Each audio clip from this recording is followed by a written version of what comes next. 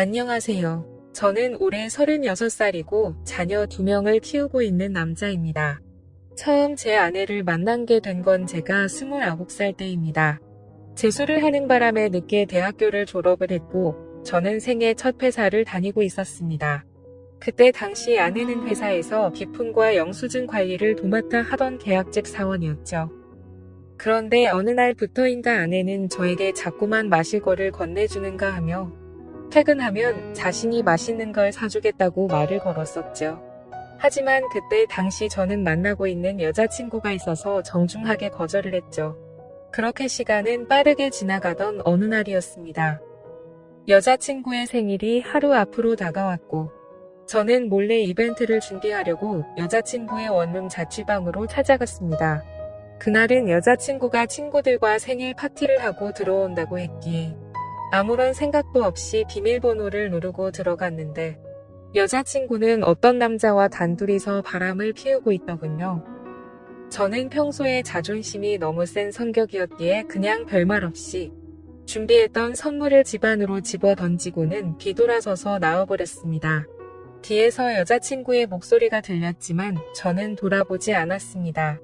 정말 서로 좋아했고 충격적인 그 상황이 힘들지 않았다면 거짓말이겠죠. 하지만 도저히 용서를 할 수 없었기에 모든 연락을 피하고 저 혼자서 그 상처를 묵묵히 견뎌내고 있었습니다. 그런데 제가 그렇게 힘든 걸 아는지 모르는지 계약직 사원이었던 아내는 제게 매일같이 호감을 표시하더라고요. 사실 저는 아내에게 관심이 없었습니다. 외모는 평범하면서도 귀여운 편에 속했지만 여자에 대해 진절머리가 났던 상태였습니다. 하지만 아무리 거절을 해도 계속해서 제게 달라붙길래 그냥 퇴근하고 술이나 한잔 하자고 말하게 되었죠. 그날 얘기를 들어보니 아내는 가정 환경이 썩 좋지가 않았습니다. 돈을 벌어서 혼자 되시는 어머님과 어린 남동생의 뒷바라지를 하고 있다더군요. 물론 저보다 어린 나이에 기특하게 열심히 사는 모습이 좋아 보였지만 그저 그런 마음을 본 아내에게는 전혀 마음이 가지가 않았습니다. 그렇게 퇴근 후 술을 마시는 게 몇 번이 반복되다 보니 점점 외로워져서 정신을 놓은 건지 아내와 함께 시간을 보내게 되었습니다. 사실 그날 이후로 사귄다고 말만 하지 않았을 뿐 다른 연인들처럼 데이트도 하고 사귀는 것과 다름이 없었죠. 그렇게 몇 개월을 지내다 보니 새벽 늦게 전 여자친구에게서 연락이 오더군요. 사실 시간도 많이 지나게 되어서인지 별로 대수롭지 않게 생각을 하게 되었고 결국에는 헤어졌던 여자친구와 다시 만남을 가지기로 했었습니다.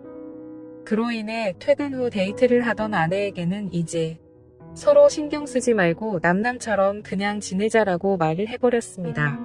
하지만 다시 만났던 여자친구와는 며칠도 채 가지 못해서 다시 끝이 나고 말았죠.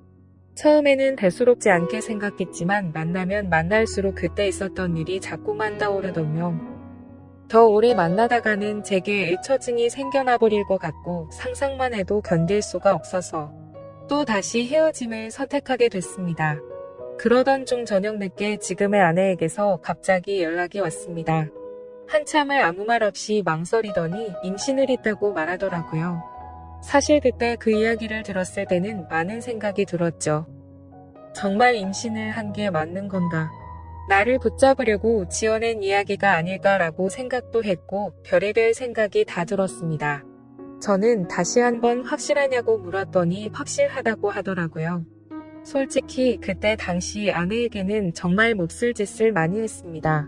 물론 어린 나이는 아니었지만 갑작스러운 상황이 어떻게 이걸 해결해야 할지 몰라 저는 무작정 아내를 무시하기 시작했습니다. 정말 지금 생각해봐도 제가 너무 무책임하기 짝이 없었습니다.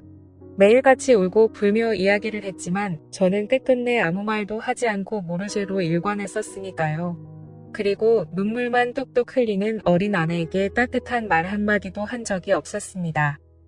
그렇게 시간은 지나갔고 아내는 마침 계약직 날짜가 종료되어서 회사에 더 이상 나오지 않게 되었습니다. 솔직히 그때는 저도 모르게 안도감이 먼저 들더군요. 이제는 가시방석에 앉아있을 필요도 없겠구나 하면서 말이죠. 정말 지금 생각해도 저는 천하의 나쁜 놈이었습니다. 아무튼 그날이 있고 나서는 멘탈이 제대로 잡혀지지가 않았죠. 그러다 어느 날 친형과 술을 먹게 되었습니다.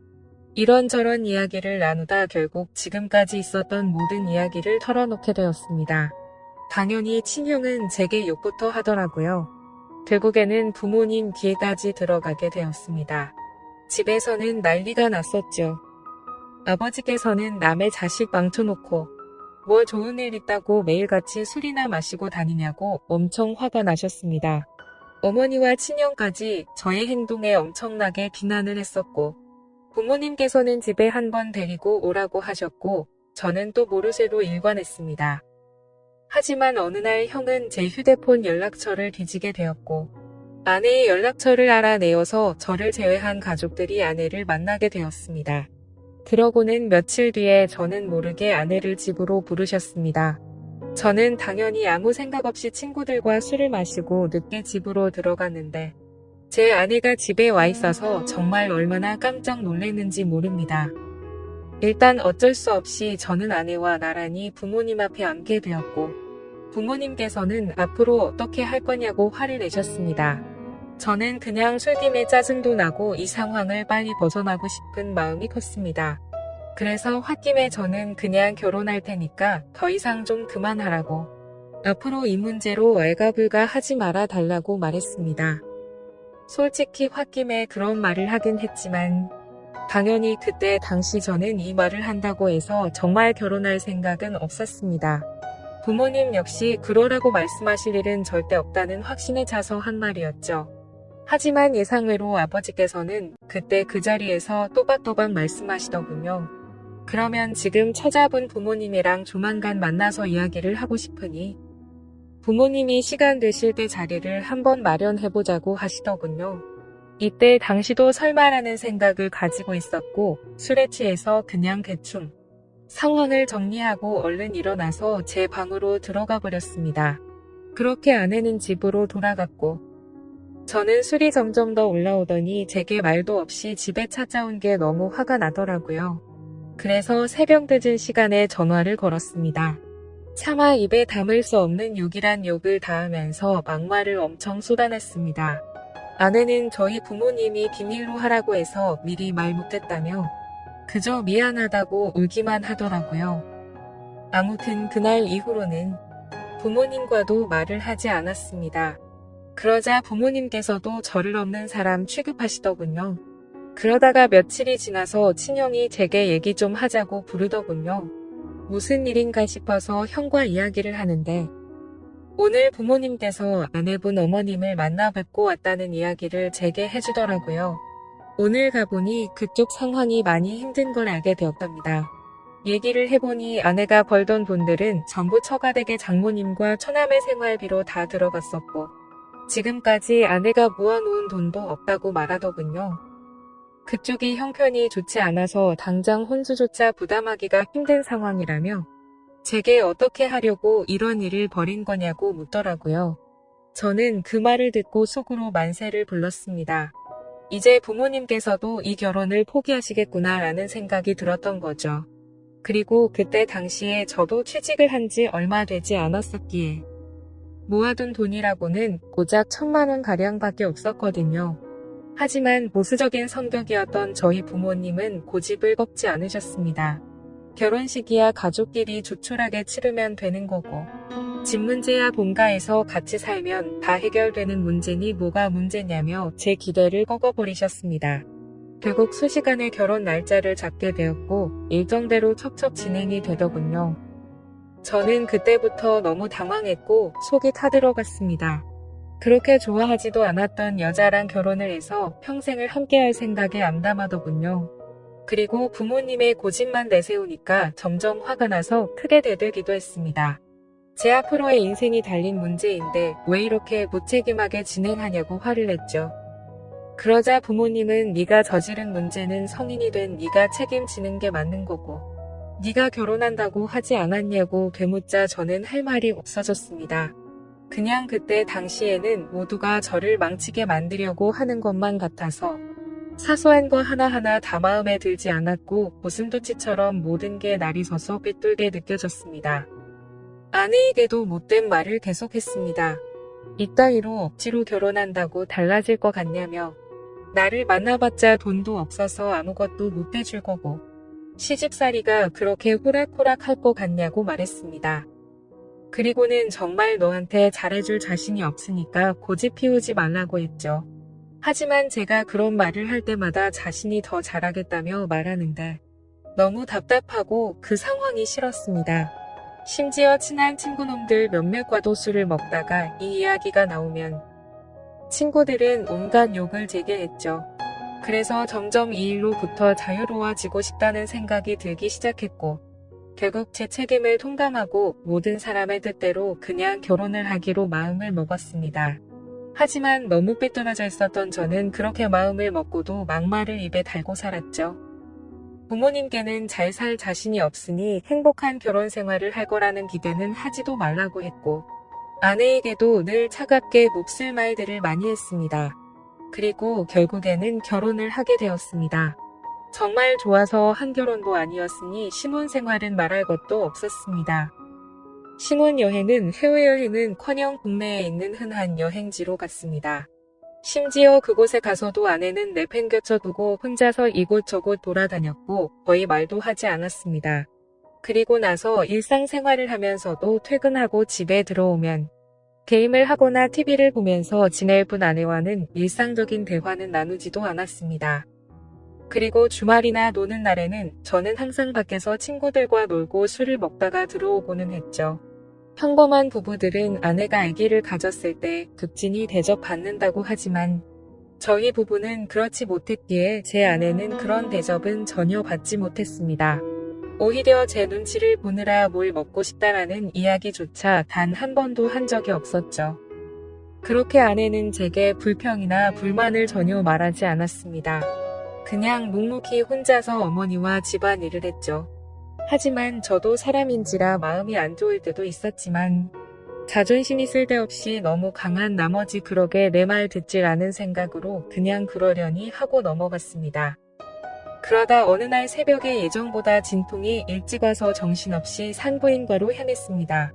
그런데 남들과 달리 하루가 꼬박 넘어가게도 출산이 되지 않아서 슬슬 걱정이 되었지만 결국에는 고생 끝에 어렵게 출산을 하게 되었습니다.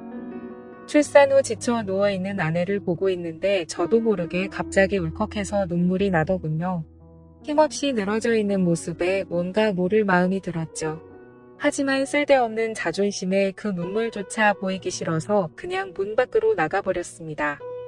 그날 장모님과 처남이 아내의 손을 꼭 잡고 있을 때도 저는 아내의 손을 잡기조차 겁이 나더라고요.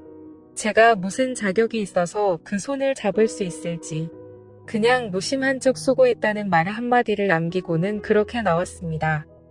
그날 이후로는 제 아내에게 미안한 마음이 많이 생겨났습니다. 언제나처럼 무뚝뚝하게 아내를 대했지만 마음은 그렇지 않았죠.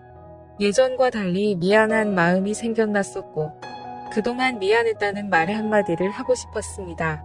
그렇지만 왠지 모를 쓸데없는 생각에 아무런 말도 하지 못했던 거죠. 그러다 어느 날 제 어머니께서 간이 안 좋으셔서 계속 정기검진을 받고 계셨는데 결국에는 이게 점점 상황이 악화되었습니다. 병원에 입원하셨을 때 친형과 어머니 그리고 아내가 번갈아 가면서 병실을 지켰습니다. 전 휴일에만 병실을 지켰고요. 자녀를 낳아서 키우고 계신 분들은 아마 아실 겁니다. 새벽이고 낮이고 아이가 잠도 안 들고 울고 할 때마다 아내는 잠이 들지 못했습니다. 그렇다고 제가 애를 봐주고 하지도 않았으니까요. 그렇게 잠도 제대로 못 자고 병실에서 간호를 했으니 그 피곤함은 말로 표현할 수가 없을 거란 거 잘 알고 있었습니다. 그런데 그때조차도 따뜻한 말 한마디 하지 않았습니다. 병실에 있던 다른 분들조차 며느리가 진짜 효녀라며 저한테 장가 잘 갔다는 칭찬을 할 때도 아무런 말도 하지 못했습니다. 입이 두 개라도 할 말이 없는 건 당연했던 거죠. 다행히 수술은 잘 되었고 어머니께서 퇴원하시기 전까지 아내는 그렇게 육아와 병간호를 했습니다. 어머니가 몸이 괜찮아지시고 집에 오셨을 때 부모님께서 물려받은 땅을 팔았다며 1억 5천만 원을 주셨습니다. 근처 전세라도 얻어서 이제 분가라고 하시더라고요.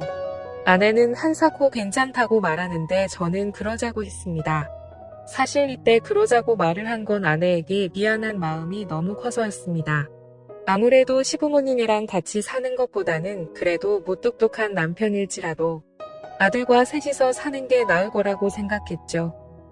부모님은 당연히 그렇게 하라고 하셨고 아파트로 전세를 하나 구해서 분가를 했습니다. 거의 말도 안 하고 했지만 간간히 아이도 같이 봐주고 이사하고 처음으로 레스토랑을 갔는데 맛있다고 웃으며 말하는 아내를 보면서 이때부터 정말 마음이 울컥해서 눈물이 날 뻔했죠. 그래서 그날 이후로 저는 변하겠다고 다짐을 했습니다. 연애도 저와 제대로 해보지도 못하고 아이를 가졌을 때도 대접 한 번 제대로 해주지 못했던 생각이 났습니다. 그리고 시집살이와 시부모 병간호까지 해왔는데 이제 와서 돌이켜 생각해보니 그 흔한 레스토랑 한 번을 같이 와보지를 못했더라고요. 미안하고 너무 미안했습니다. 비록 무뚝뚝하게 말하고는 했지만 이때부터는 그래도 나름대로 다정하게 대했습니다. 그러다가 장모님께서도 평생 겪고 계신 질환으로 많이 아프시기도 했고 처남도 중학생이라서 아내는 간간히 처가에 들려서 집안일을 돕고 집에 들어오고는 했습니다. 나중에 알게 된 사실이지만 장모님께서는 류마티스 관절염을 손가락 마디에 걸리셨습니다. 이게 집안일을 하거나 할 때 끔찍할 정도로 아프다고 하더라고요. 하루는 그런 아내가 너무 안쓰러웠고 장모님과 처남까지 마음에 많이 걸렸습니다. 그래서 저는 아내에게 말했습니다. 그냥 장모님이랑 처남 다 같이 여기서 지내자고 말했죠. 진심으로 한 말이었습니다. 그랬더니 아내가 이러더군요. 미안해요. 앞으로는 자주 안 갈게요. 미안해요. 저렇게 말을 하더라고요. 아내의 저 말 뜻이 어떤 걸 의미하는지 다들 아실 거예요. 아내는 제가 처갓집에 자주 가는 걸 못마땅하게 생각해서 비꼬는 마음으로 저렇게 말을 한 걸로 오해를 한 거였습니다. 지금까지 하지 못했던 미안한 말과 참았던 눈물이 울컥해서 쏟아져 버렸습니다. 아내 손을 꼭 붙잡고 미안하다고 말하면서 애처럼 너무 서럽게 울어버렸습니다. 당황해하는 아내에게는 그동안 정말 미안했다면서 앞으로 살면서 그동안 잘못했던 거 천천히 다 갚을 테니 용서해달라고 정말 서럽게 울었습니다. 그리고 처음으로 아내와 오랫동안 마음에 있었던 많은 말들을 이야기했습니다. 그동안 잘해주지 못해서 미안했다는 말과 함께요. 아내 역시 눈물을 흘리며 그렇게 처음으로 서로 꼭 안고 같이 울었네요. 그 일이 있고 나서 내가 장모님께 같이 살자고 이야기를 했을 때 장모님께서는 완강히 거절하셨습니다. 사실 이건 당연하다고 생각했죠. 사위라고 하나 있는데 자기 딸을 그렇게 서럽게 만들었는데 이 집으로 들어오면 얼마나 눈치를 줄까라고 당연히 생각하셨을 것 같습니다. 본가에 계시는 부모님께서는 흔쾌히 그렇게 하라고 허락을 하셨고 결국에는 제가 처가댁에 가서 장모님께 무릎 꿇고 사죄했습니다. 그동안 죄송했다고 앞으로는 정말 잘하겠다고 했죠. 그렇게 장모님을 겨우겨우 설득해서 같이 살게 되었습니다. 지금은 그 누구보다 아내만 사랑하고 전에는 상상도 못한 애교도 떨면서 그렇게 살고 있습니다. 세상에서 아내가 가장 예뻐 보이고 가장 사랑스럽네요. 집안일도 제 나름 열심히 돕고 있고 육아도 열심히 하고 있습니다. 그리고 아내와 저 사이에는 예쁜 딸아이도 한 명 더 생겨났고 더 예쁜 가정을 이루게 되었죠. 이게 제게 있었던 5년 전 이야기입니다. 지금은 장모님과 처남 그리고 제 아내와 자식들 이렇게 6식구가 다 같이 행복하게 살고 있습니다. 넉넉지 않은 형편일지 몰라도 휴일이나 주말이 되면 가능하면 가까운 곳으로라도 바람을 쐬러 다니고 있고요. 지금은 아내에게 잔소리도 들어가면서 지내지만 그 누구보다 행복하게 해주려고 아내를 여왕처럼 받들고 지내고 있습니다. 그런 저를 기특하게 보셨는지 장모님도 항상 우리 사위가 최고라며 저를 감싸주시고 온 가족이 서로를 너무 애틋하게 생각하고 행복한 나날을 보내고 있네요. 지금은 정말 그 어느 때보다 행복합니다. 제 착한 아내 덕분에 저의 못난 모습들이 고쳐진 것 같아서 정말 고맙게 생각합니다. 아마 그때 아내가 저를 버리고 떠나버렸다면 저는 그저 그런 인생을 살고 있었을 테고 평생 후회만 하면서 살았을 것 같다고 생각이 드네요. 앞으로도 저는 과거의 아내에게 잘 해주지 못했던 걸 평생 갚아 나가려고 합니다. 물론 평생이 걸려서 제가 잘하더라도 그 큰 상처를 준 건 다 갚지 못하겠지만 지금은 제 아내도 행복하다고 말해주니 너무 미안하고 고마운 마음만이 가득하네요. 제 사연을 읽어주셔서 감사드립니다.